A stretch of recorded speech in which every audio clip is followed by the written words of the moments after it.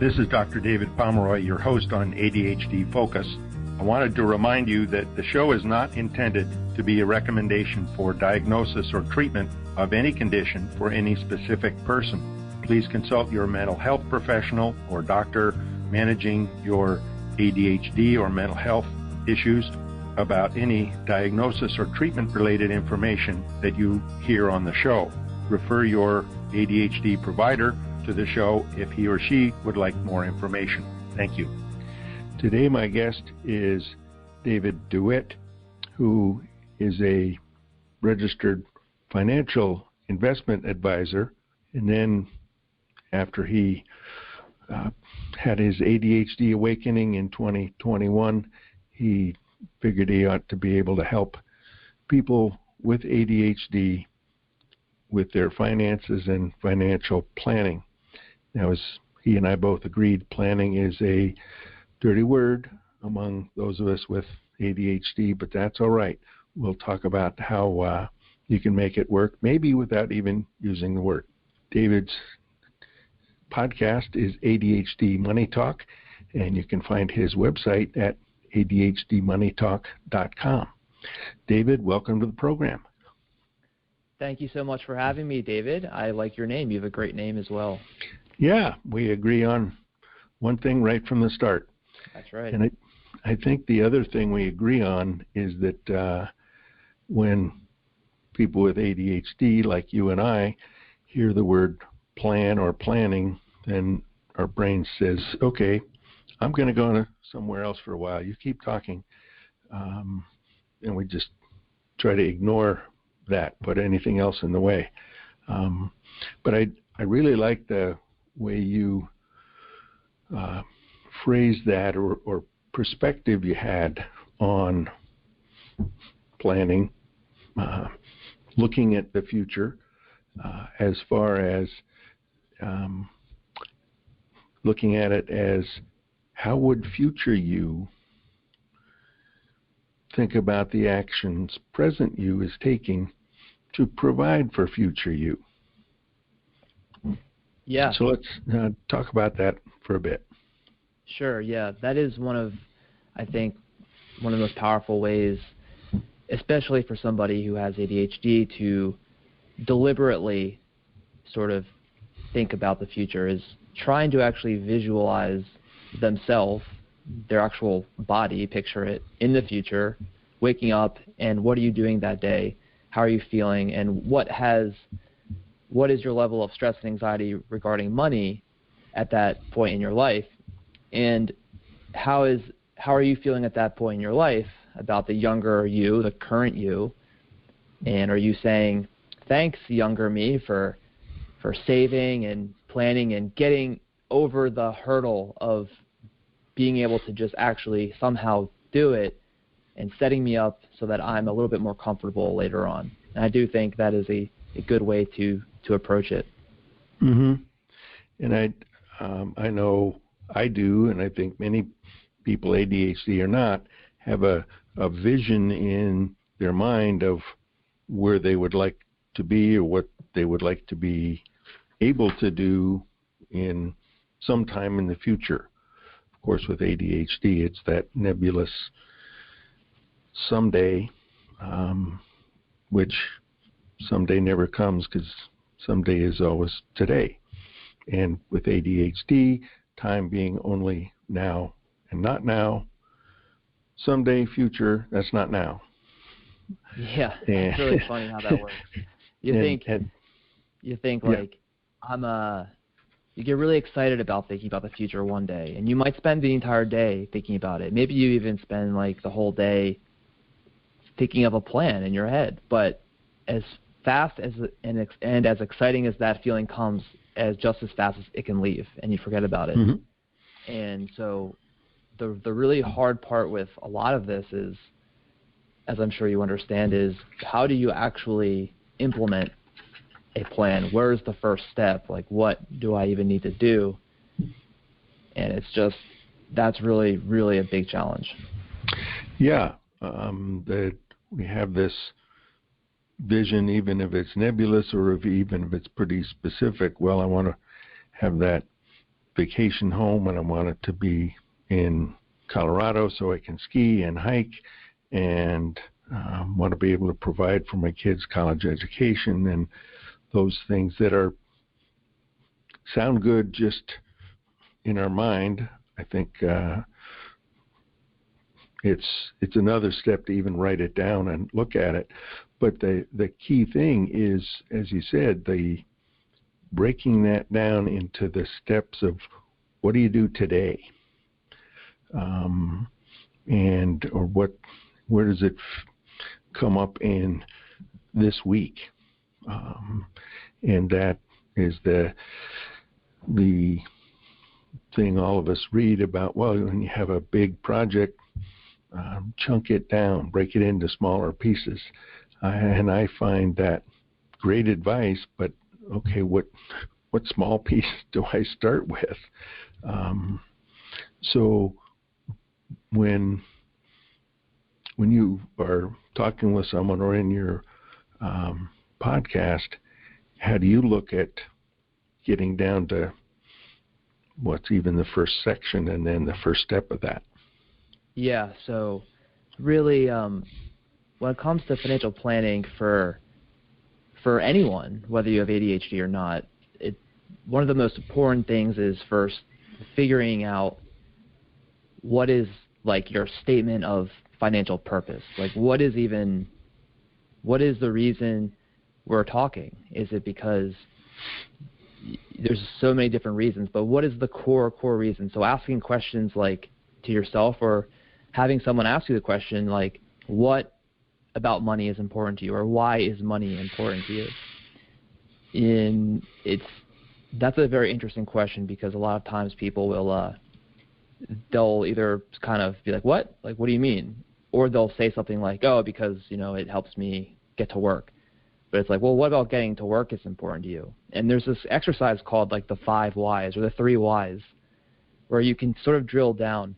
And once you've drilled down and sort of begun to understand truly and what's important about money to you, it's never about material things. It's always about safety, security, comfort, freedom, kids, family. It always comes down to very core values that we're not, as ADHDers, are not always thinking about in our minds presently, because a lot of times we have so much chaos of little things that are important but are just distractions, like forgetting to pay bills or all these little things that we're tackling through, and it's like this sort of chaotic sort of merry-go-round that you sort of want to peel back and figure out, okay, if I were to get my finances together and make a plan, why am I doing it?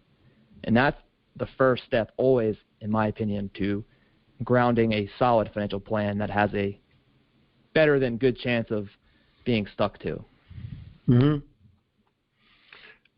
Yeah, that's, I think, one of those, that's the target in terms of how do you take your values, and that's another question, and how do you get to what your core values are?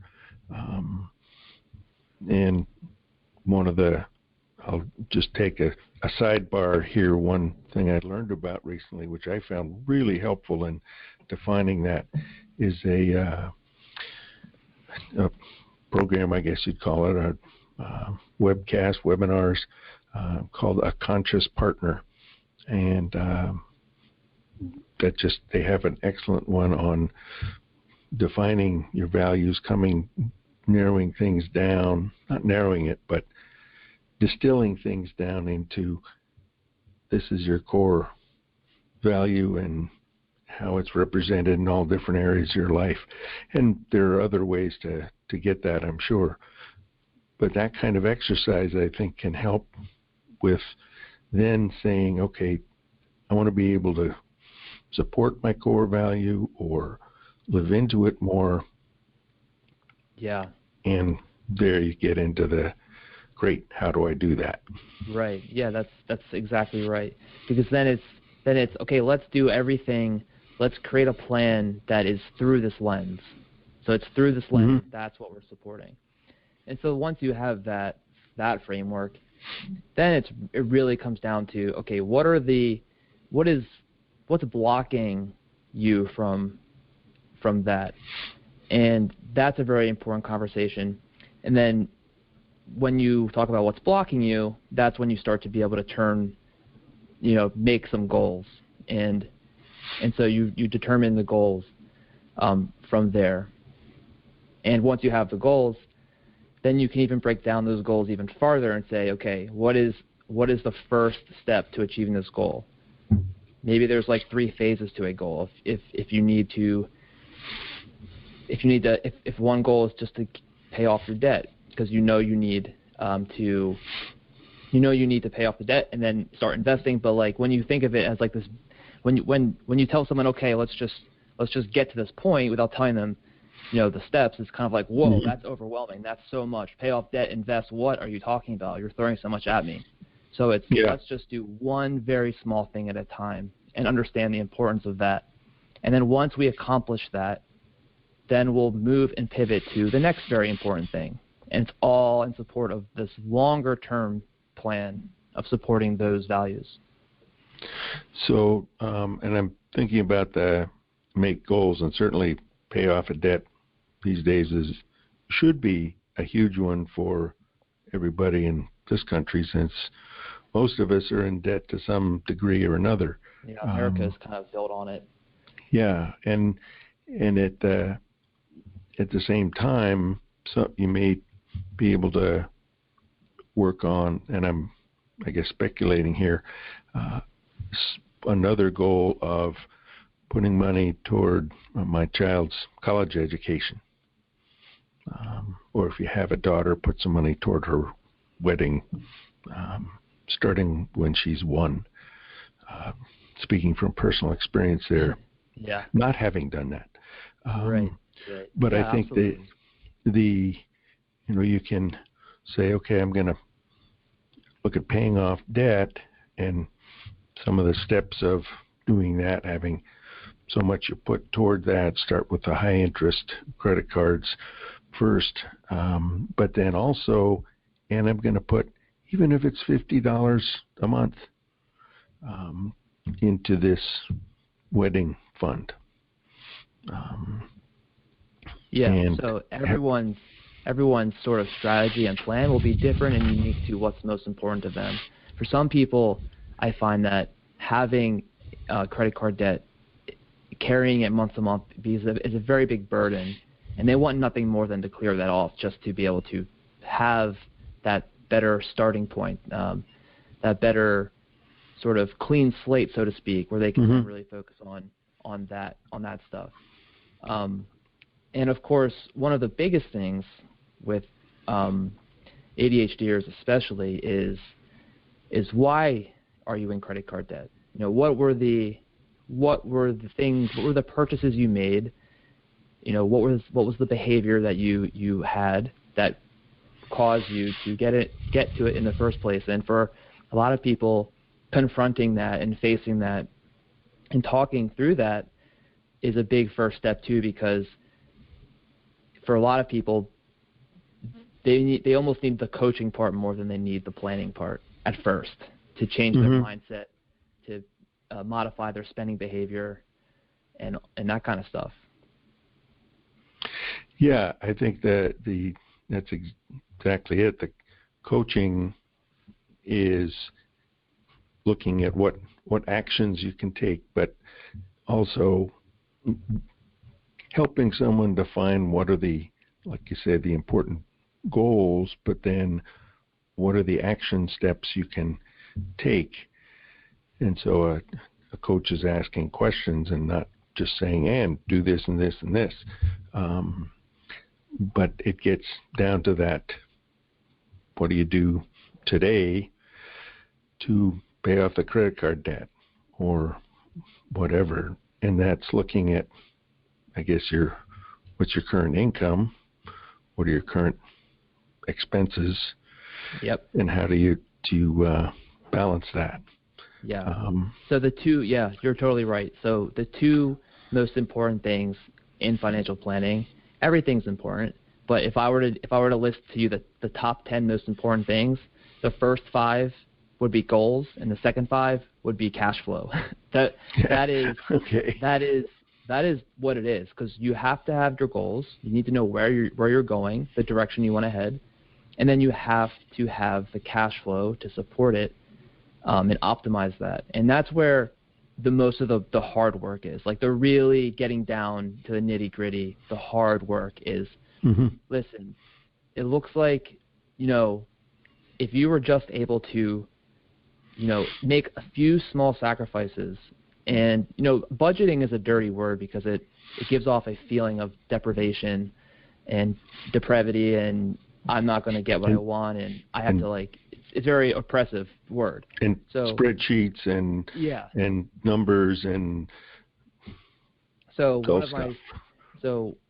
actually, a guest I had recently on my podcast, Christine Lucan, she calls budgets prosperity plans, which is a way better word for it, because it's actually a plan to reallocate your money towards things that are going to create prosperity for you. So you're simply lowering the amount of money that you expend on things that don't provide much value to you. Going out to McDonald's 2 times a week or whatever that habit you have is not as important to you, and people will be the first to tell you, yeah, you're right, it's not, as putting that money towards the debt so that I can then start saving for college, and I can start saving for my retirement and for future me to be proud of current me. So it's really all about using the resources somebody has to optimize a plan that makes progress towards prosperity, not budgeting and depriving people of what they think they like every day. One of the things I'm facing, and I think in looking at a more global picture that many people may at different parts of their life, is making a transition from kind of one phase of one's life to the next. And I'm looking at trying to reduce my practice. When I talk about getting out of practice, it's very hard for me to think of not doing some patient care. That's been my life for 43 years. But in terms of that transition, how can I move toward what I'd like to do, the goals I have for future me in 5 years? How do I move from where I am now to there? And there'll be people who are, whether they know or not, in transition. How do I, once I get past I'm out of college and now I have a job, how do I transition into now I've got some solid finances and be able to look at buying a house or sharing a house or getting married or whatever, and that's a transition. How do we plan for future family, get married? Okay, talking about are we going to have children? Well, there's a transition in the plan there. Yes. And so planning through the transition part, I think, is another challenge. Yes, 100%. So that's when most people that seek out like a financial planner or an advisor it's usually sparked by some sort of transition where there's questions. Maybe it's a relocation. Maybe it's buying a house. Retirement, obviously the big one. So many people who first reach out to a planner is when they're like in their 50s or even early 60s, saying, okay, I'm ready to retire now. It's time to get buckled down. And a lot of times, maybe they've done a great job up to that point, but a lot of times there's a lot of catch up to do as well at that stage. But you're totally right. Transitions is great. So a lot of times, one thing I like to frame for some, because what was I going to say? Yeah. So especially when I talk to people with ADHD, a lot of times when I talk to them about retirement, a lot of times there's this feeling of that they don't want to, they don't think they ever will, They don't think they'll ever need to. They don't think they'll. Sometimes it's like, I don't think I'll make it to retirement. You know, like they're kind of jokingly, or like, you know. And a lot of times also it's I don't really care about me. I care more about my kids. So, and that's part of the education is that one of the best ways to take care of your kids is to first take care of yourself and make sure that you're treating yourself well. And part of treating yourself well is having your money treat you well, because if you don't treat your money well, then it won't treat you nice back. And so put on your oxygen mask before you put it on your kids. Taking care of yourself so you can be the best for them. And so the point I was getting to was, a lot of times to those folks who have slightly the more pessimistic or view is say, well, what about like planning for the inevitable? Like, instead of saying let's have these fancy goals, let's just plan for what life's going to throw at you most likely anyways. Like you may think you can work forever, but what if something happens with your health where you can't? Wouldn't it be nice to at least know that you'd be okay, and that you wouldn't be a burden on your kids? And that's kind of the way that you plan for it, because inevitably you will grow old, and you may not want to work. You may feel like you want to work forever now, but 75-year-old you may be feeling tired. Are you kidding me? Yeah. As you're talking, I'm thinking many people, I certainly did for a while, think of retirement. Well, I don't want to go just sit in a chair and read the paper. That's kind of the vision of a lot of people have. Man, I'm going to get out of having to go to work and work 8, 9, 10 hours a day or more. And but same time, I don't want to be without something to do. And so many people, I first thought is retirement. Oh, that means I have to stop doing everything. No, definitely not.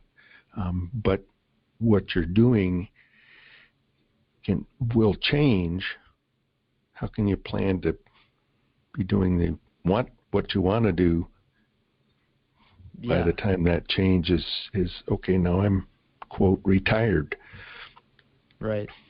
You're totally right. Retirement is not that, especially in this day and age. Now it's very much a sort of a hybrid for a lot of people's state of being, where they're doing their job half time, or they're maybe even they're starting a later life like hobby, like a business even.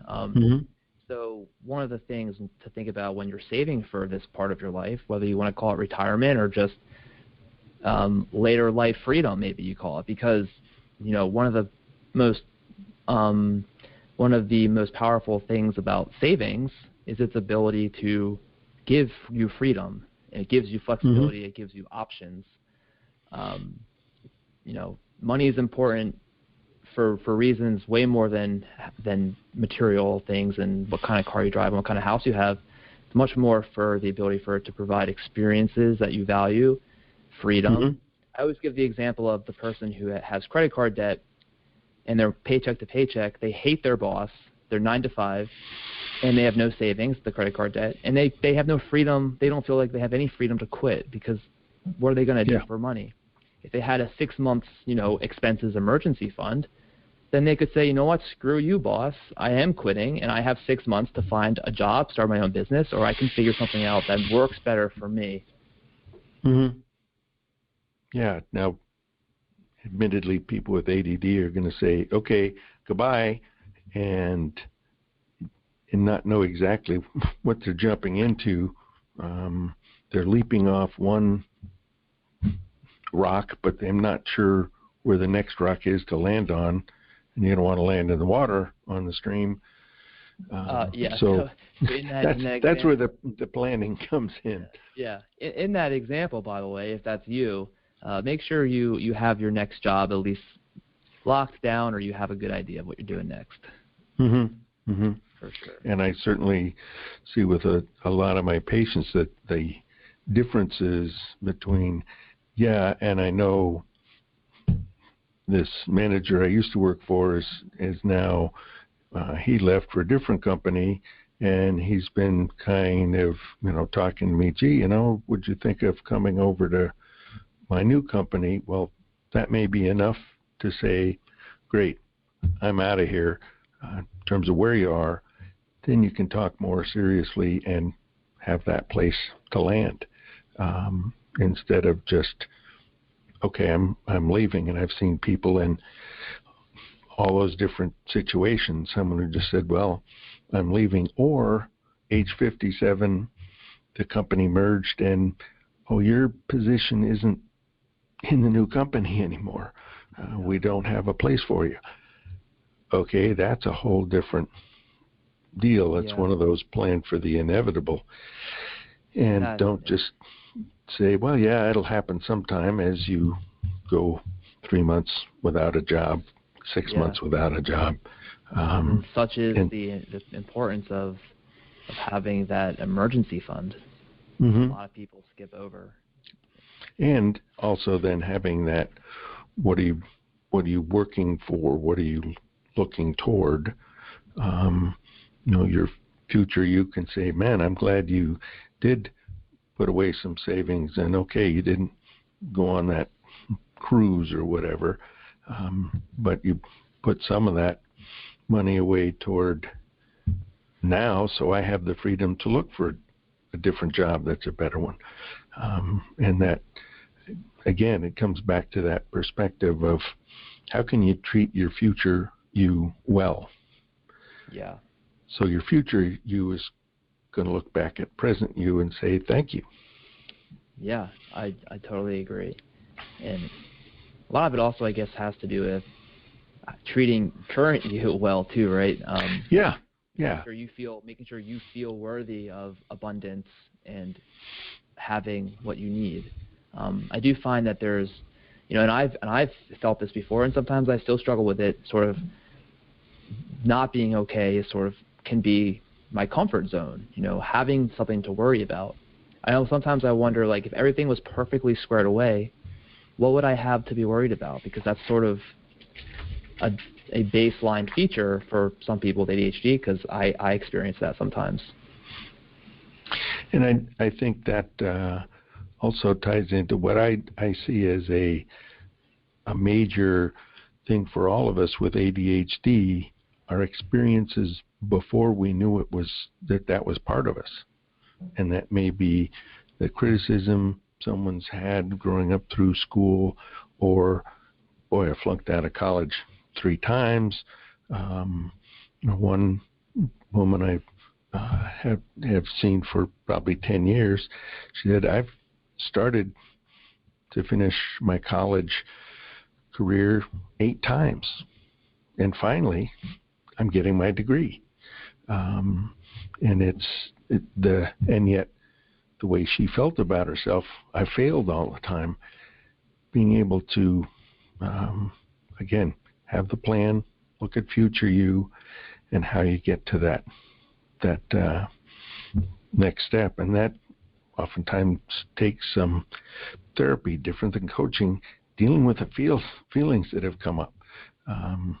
That gets back to some of the things that may be blocking you. Yeah, and that's how therapy has helped me, for sure. That's been a huge part of my journey. And yeah, mine as well. Well, we need to wrap up, and at some point in the future us can look back and talk what present us talked about, and bring kind of a next chapter. Yeah, I'd love to do that. Absolutely. Yeah, I mean, there's so much more that we could talk about. Oh yeah, and getting down to the like you say, the basics of how do you get to that plan where you're going to put some money now, so you can pay off the credit card debt, save for a couple things, and still not have to eat rice and beans for 3 years. Yeah. So for some people, eating rice and beans for 3 years will be worth it 3 years from now. But how can you convince yourself of that now? Yes. My guest today has been David DeWitt, a financial planner and host of the podcast ADHD Money Talk, which can also, and you can look more at David's perspective on things and ideas on his website, ADHDmoneytalk.com. One of the key things and foundation of what we talked about is how would future you look back to present you in terms of what you're doing now. I think we all want future you to thank present you for some of the steps you've taken, so the future you is living into the vision you have for yourself in the future. David, it's been a real pleasure talking with you. Thanks for being here. Thank you. It's been a pleasure for sure. So this is Dr. David Pomeroy, your host on ADHD Focus, signing off, and we'll talk to you soon.